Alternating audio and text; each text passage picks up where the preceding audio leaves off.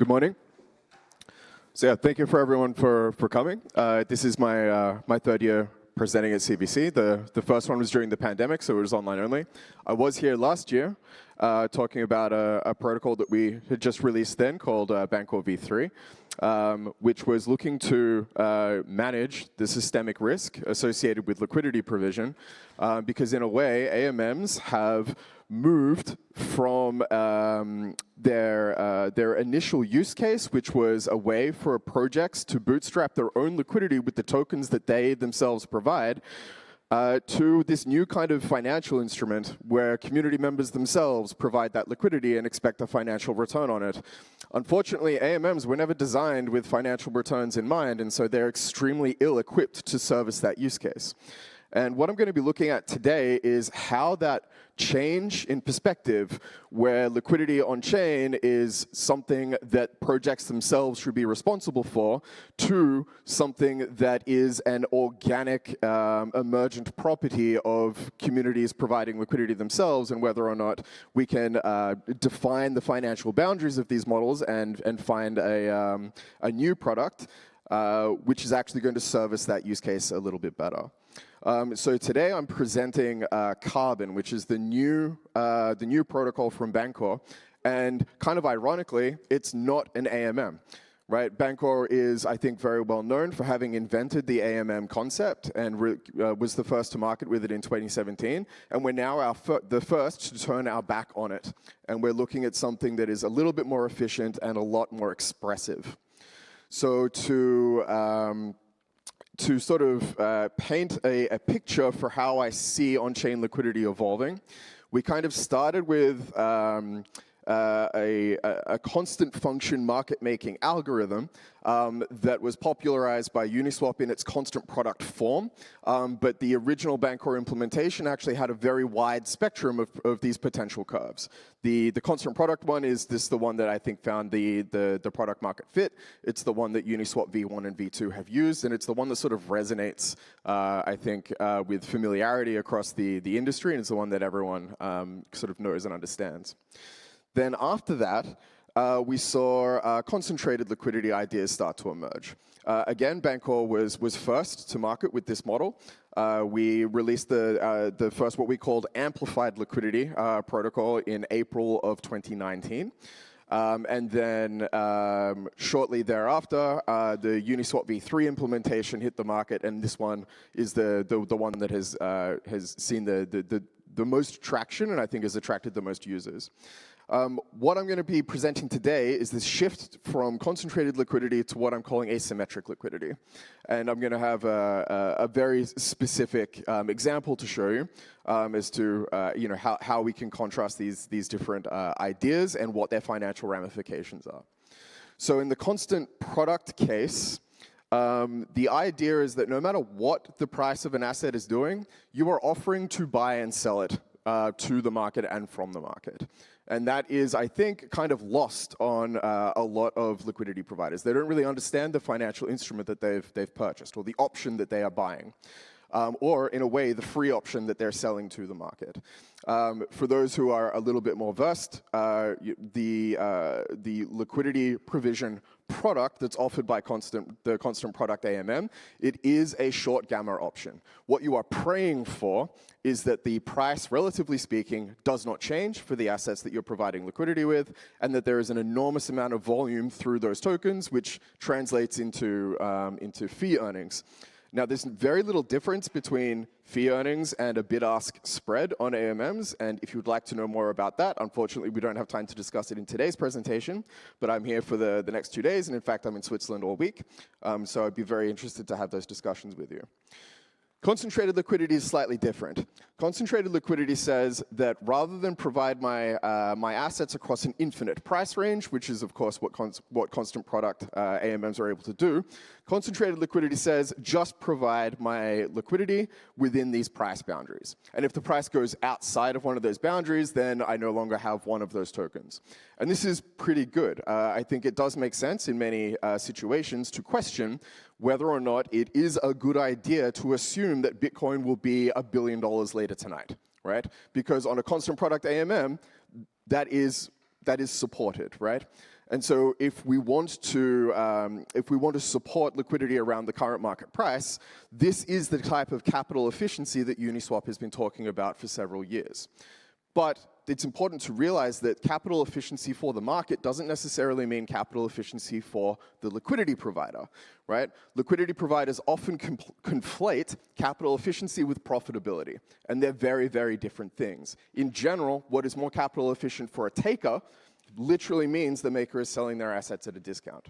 And this has been a very big part of the narrative if you are now familiar with concepts like toxic flow, whereas you didn't necessarily hear those words this time last year. This is the kind of thing that people are talking about. What we're introducing with asymmetric liquidity is basically that the short gamma option that you are presented with in DeFi shouldn't be the only thing that you can use, right? It's weird that that is the only financial primitive that DEXs are able to offer their liquidity providers. So what we're instead trying to create here is a system where you have the agency to decide where your liquidity is spread on the buy side and where your liquidity is spread on the sell side. Literally setting up a bid-ask spread, much the same way that you would in a conventional order book, but also borrowing some of the concepts from AMMs, such as the ability to enumerate your prices infinitely between two different ranges based on the balance that you have of one token. So the way that I would like to introduce these concepts and contrast them is through a market backtesting simulator that I've been working on and that I'm planning to open source. I have it on my PC today, and I can show you how these work. And if you want to, we can go through some of the assumptions and things. But essentially, these are the inputs that it takes. You give it whatever you want your quote asset to be, whatever you want your risk asset to be, and so forth. We then take price data from several different APIs, CoinGecko, CoinMarketCap, and so on, and we use that to construct a candlestick chart. And then right over the top of that candlestick chart, you can place your, for example, Uniswap V3 range, and you can simulate exactly how profitable that strategy would have been over that period, right? Of course, we make assumptions like perfectly efficient arbitrage, infinite sources of liquidity at that particular price, and so on, but you have to start somewhere. So in this case, I've chosen a range that I think most Uniswap V3 liquidity providers would have been happy with, right? Sure, they went out of range a little bit, but for the most part, their liquidity is concentrated right around where the market wanted it, and that means that they're going to be earning a lot of fees.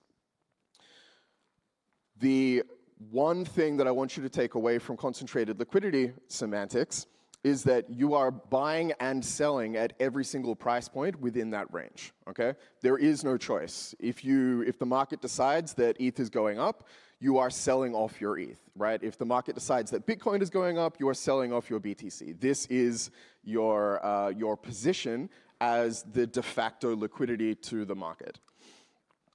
Carbon is very, very different. What Carbon says is that you can decide which price ranges you would like to buy your asset and which price ranges you would like to sell your asset. And we still circulate that liquidity between these two ranges, but both of these orders are irreversible. So if someone is buying Bitcoin from you at the price that you wanted to sell it to them at, and then the market retraces, on Uniswap, you have to refund the market, right? You sold the top, but then the market changed its mind, it sells it back to you. On Carbon, you do not get a refund. If you sell your Bitcoin at a certain price, that sale is final. If someone wants to sell it back to you, they have to sell it back to you at the price that you were offering to buy it at, right? Which might be a completely different bid price.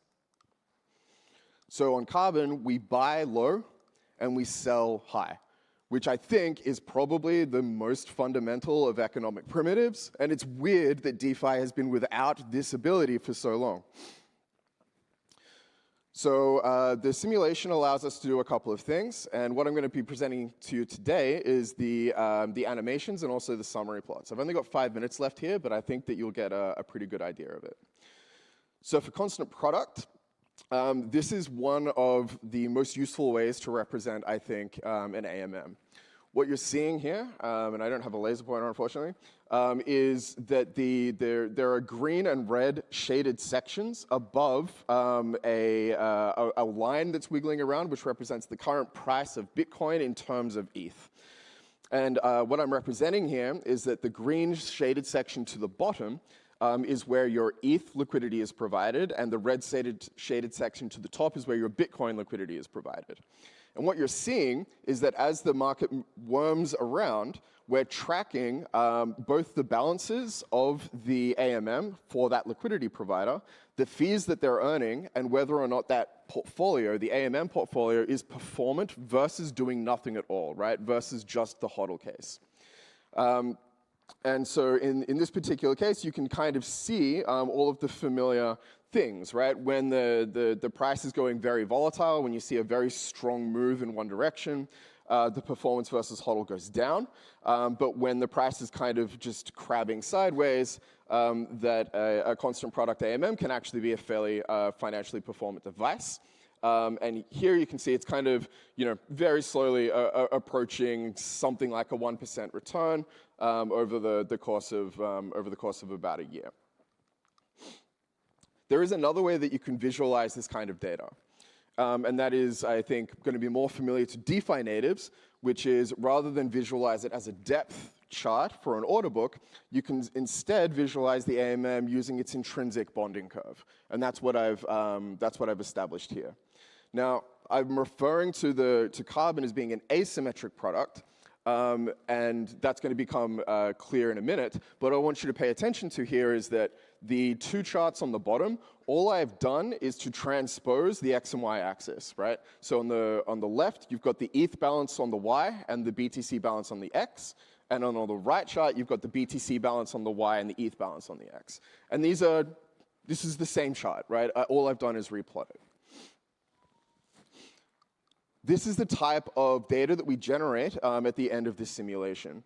The most important data points here is that the blue line, you want that to be above the gold line, right, as a liquidity provider. Every time the blue line is below the gold line, that means that your performance is negative. This means that you are in impermanent loss. And when the blue line is above the gold line, this means that you are in impermanent gains, right? If you withdraw your liquidity at that particular position, you'll be in profit. But if you keep, if you keep your position there for too long, you may lose it. So concentrated liquidity is more or less the same thing, okay? Except that you now have very, very tight bounds.